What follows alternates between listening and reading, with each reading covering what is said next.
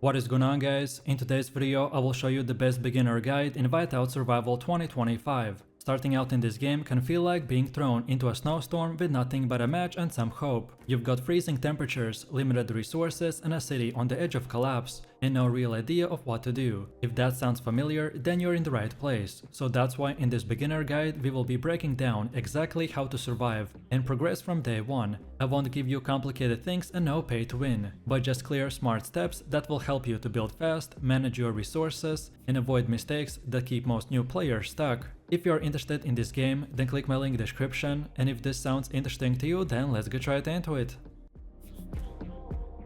In Whiteout Survival, the first thing that you need to understand is that the time matters more than anything else. The game runs in real time, so every hour that you're building, upgrading, or gathering resources will matter. That means that your first hours and your first decisions will create a snowball effect that will either launch you ahead or keep you struggling to catch up. From the moment you begin, everything you do should serve one purpose, so staying alive while expanding as efficiently as possible. For example, the furnace is the core of your entire survival effort. Everything will begin and end with it. You'll quickly see it's not just a source of heat, it defines your building area and your city's progression. When the temperature drops, the furnace is the difference between working citizens and the frozen corpses. So from the very beginning, your top priority is keeping your furnace upgraded. The higher its level, the wider your heated zone, and the more buildings you can construct and operate efficiently. But upgrading furnace takes resources like coal, iron, wood, and time. You can't wait until it's too cold or you're already struggling. So begin preparing materials for the next furnace level as soon as you complete the last one.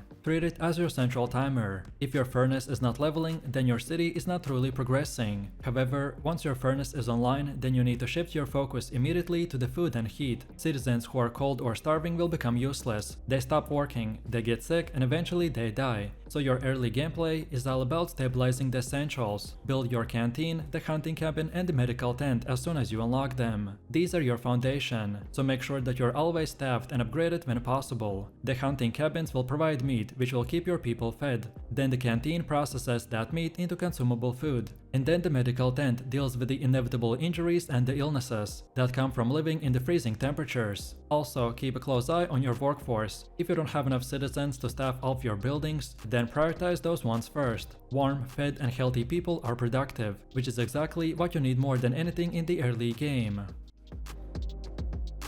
Now that you got essentials stabilized, your next priority is mastering resource management. Whiteout Survival does not reward players who gather the most, it rewards the player who gathers the smartest. Coal and wood are the two most essential resources early on. Coal keeps your furnace running, which means that your entire city will stay alive. Wood is also required for nearly every structure and the upgrade. You'll also need to manage your iron and the meat income as you grow. Gathering nodes outside of your city will produce resources faster, but expose your workers to the cold, so you have to weigh the risk of sending them into the freezing temperatures versus the reward or faster resources gained. What I personally do is watch for the temperature drops and shift my workers back to the heated zones when necessary. Also, I use my warehouse upgrades to avoid overfilling the inventory, and I'm always thinking 2 steps ahead. If your next big upgrade needs 1 million coal and 500k wood, then you should be producing that non-stop until you have it. Don't waste time on resources that you don't need yet. So in a summary, stockpiling the right things at the right time will put you ways ahead of the other players. Expanding your city can be exciting, but in this game, expanding too quickly is often a trap. Many beginners will try to build every new structure as soon as it unlocks. That just spreads your workforce too thin and drains your resources without a clear goal. Expansion should be planned. Ask yourself if you have the workers and the heat covered to support a new building before you place it. Each structure should serve as a specific function, tied to your short-term survival or the long-term growth. Always check whether your furnace level can actually support the new structure's location, and avoid building in that zones that are too cold to operate. It's better to have a smaller, fully functional base than a wide, half-frozen one that barely runs. Then once you got a stable core, it's time to join an alliance. This is one of the most important beginner moves you can make, so don't wait too long. Good alliances will give you construction speedups and help with defenses and events. If you're a solo player, being in an active alliance gives you a shared protection, access to rally attacks, and faster city growth. When you're choosing the alliance, don't just look at power, check how active they are, whether they respond to help requests, and how organized they seem in the events. And if your alliance goes quiet, then leave them and find a better one. You don't owe loyalty to a group that is not active, because it will hold your progress back. A good alliance can make the difference between slow solo play and top tier growth. Exploration is another critical part of your growth that often gets overlooked by beginners. Sending out scouts will let you uncover resources, survivors, and new locations. In time-limited opportunities, you'll unlock the ability to send expeditions early on, and once you can, you should be using it consistently. Don't let your scouts sit idly, send them on missions even when you're offline. Just make sure that you're upgrading and equipping enough to survive the trip. Later on, you'll be able to equip heroes with exploration, so match their skills to the task. Exploration will give you free loot and often critical gear and fragments that speed up your growth. It also helps to reveal the map and gives your alliance more strategic knowledge of the region. Once your city and resources are solid, you will start building your military. This is where many players go wrong. They either way ignore the troops completely or train too many too soon and run out of food. You want a steady troop production, not a massive one. So train what you can afford to feed and heal. Focus on leveling up your troop camps and upgrading the units to the higher tiers before mass producing them. A small army of the higher tier units is far more effective than a massive army of the lower tier ones.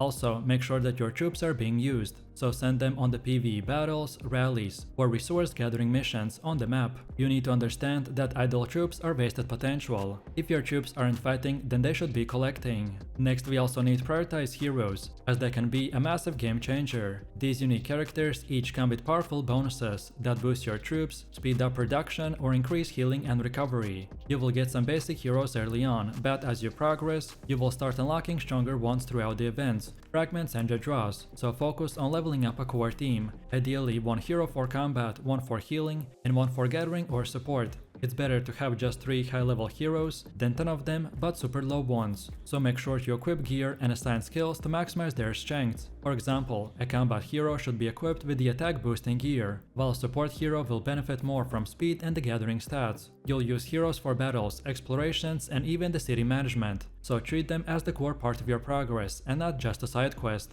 On top of this, we can't talk about heroes and not include gearing them. Gear in Whiteout Survival will play a crucial role in strengthening your heroes and improving your overall power, especially in the early game. Every piece of gear you equip will boost stats like the attack, defense and health, and even the troop capacity, which makes your heroes far more effective in the combat and exploration. You'll start unlocking basic gear through the early events, exploration and the crafting, but as you progress, the key is to focus on upgrading and enhancing the gear through the forge. Higher rarity gear not only provides better stats, but also unlocks the set bonuses that give significant advantages, especially when paired correctly with the specific heroes. So gathering materials needed like the blueprints, cores and enhancement stones will come from the events, PvE battles and the gear raids. It's of course very tempting to spread gear across all of your heroes, but early on it's smarter to focus on few key characters and max out their stats, so choose gear that complements a hero's strengths, like attack gear for the frontline fighters and the support gear for healers and the gatherers. Over time, your gear choices can define your performance in PvP, alliance wars and high-level exploration, so stay consistent with the upgrades and enhancements, and gear will become one of the most powerful tools in your survival strategy. Also, one of the most brutal aspects of the Whiteout survival is the cold waves. These game-wide blizzards hit at regular intervals and test your entire city readiness. If you're not prepared, then you will lose workers, productivity, and possibly even buildings. So watch the in-game weather forecast and use the warning wisely. Before a cold wave hits, stockpile core. Make sure that your furnace is at its highest possible level. Assign workers to the indoor jobs, and make sure that your heating zones are fully operational. Pause any unended exploration or the troop deployment that leaves the citizens exposed. Also, during the wave, monitor your citizens' condition consistently. If you see rising sickness or the injury rates, then prioritize the medical tent and keep it staffed. And once the wave passes, your first move should be recovery. So heal the injured, restore your resources output, and resume upgrades. Surviving cold waves consistently is what separates the struggling players from the ones that dominate. And lastly, don't sleep on the events. The game consistently will run daily, weekly, and limited time events that reward you for doing things that you're already doing. So gathering, building, upgrading, fighting, and more. Participating in these events is one of the fastest ways to earn speed-ups, rare gear, hero fragments, and the premium currency. Even if you're a free-to-play player, you can earn massive rewards just by syncing your actions with the event tasks. So check the event calendar every day and plan your upgrades and troop training around those windows. If you're going to build anyways, why not to do it during a construction event for free rewards? Events can massively accelerate your progress if you treat them seriously. Every top player in the Whiteout survival will play events strategically, so you need to be optimal if you want to grow fast. And with that said, let me know what you think about Whiteout survival in the comments below. If you enjoyed this, then you definitely don't want to miss my future videos, where I will be exploring this game much more in depth. So click the screen now and I'll see you in the next one.